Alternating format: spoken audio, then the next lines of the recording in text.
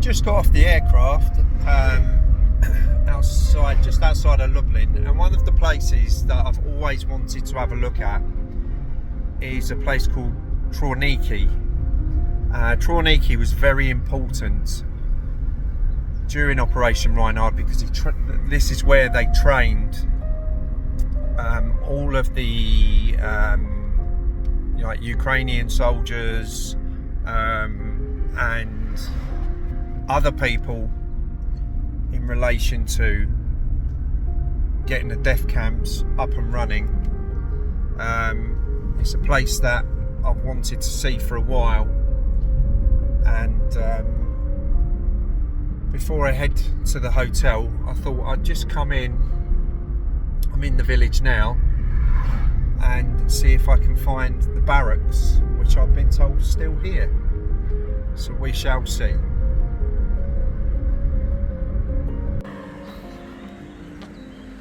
So there it is, the main wall. I don't know if you can see over there, but there's a cheeky little red squirrel. Day one, look at them lovely ears. And this is what I mean about excellent environment.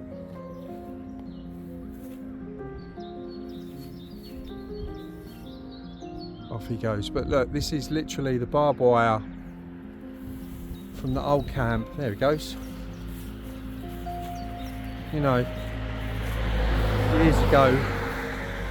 I've only been here an hour. Red squirrel already. Lovely. But this is a really influential place because this is where people like Demjanjuk came to train and then were sent to camps such as Sobibor and Treblinka.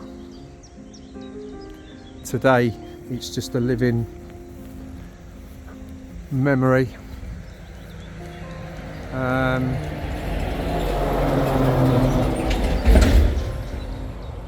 we shouldn't forget it. That is lovely to see that red squirrel going down there. See, been gone for one day and I've seen a red squirrel in the middle of a town already. Lovely. A little bit different. There's a couple of shots that I really want to get here because I don't really know if I'm going to have time to get them, and it's just somewhere I've really wanted to come, but it's going to have to be a fleeting visit. So I've just literally got off the plane and I've got to put my film into my camera to go and photograph the place just over there. Never really done it in a park before, but anyway, it's all a bit of fun, I suppose. The weather's lovely, lovely. Anyway, let's get on with this. So I've managed to get a couple of shots. We've got some murals on the wall, you know, and as time's gone on, the plaster's fading. The camp, it's just like a derelict piece of ground now, but you can still see the original lights up. You know, it's so, you know, if this happened 80 years ago, it's not that long ago, but it's, I don't know, it's peculiar. When you come to these little places, I expected a little bit more, but it's like literally forgotten, and it's like what people want to forget it, you know, and I get it, but also to think what happened here, you know, and this place was absolutely vital in the Demjanjuk case because this is where he came to train. Yeah. Anyway, so I suppose I better head to the hotel now.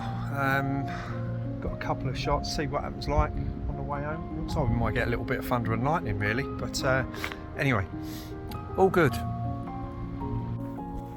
When I was doing some research a couple of days ago, I was looking at the Trawniki camp and the local surroundings, and there's a really interesting railroad bridge that was here during the war.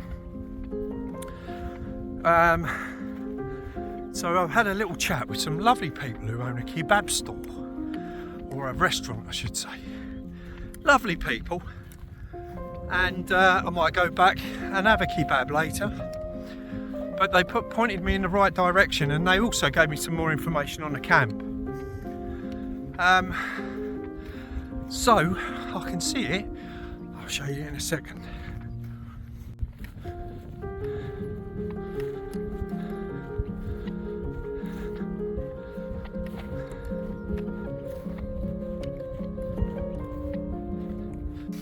And the heavens have opened. And I don't know if this is going to stop, to be honest. I'm absolutely soaked.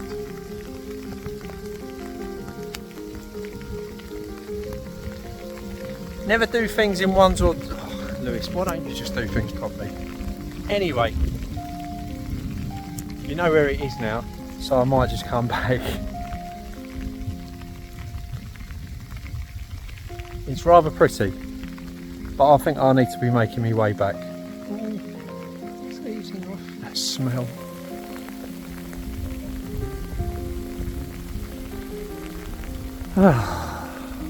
Day one. So it was really interesting going to Trawniki. There's not much left now of the camp. The inside of the camp's more or less gone, but the gates are still there.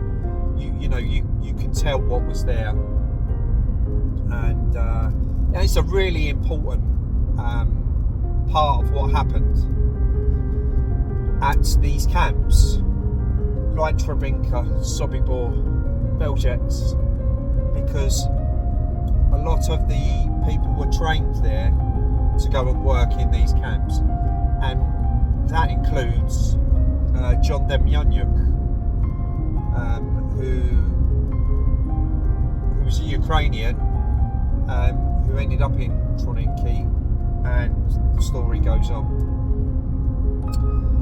So I think there's a couple of shots I've seen on the way home I might look at.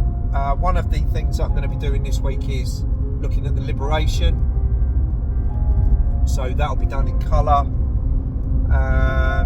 and just tying up the odds and ends really, and meeting some lovely people who've been giving me a lot of guidance over the last year. So I'm on my way back to Walla Ruska, where I'm going to be staying. I'm going to get my gear unloaded, have some dinner, get to bed and get up early in the morning.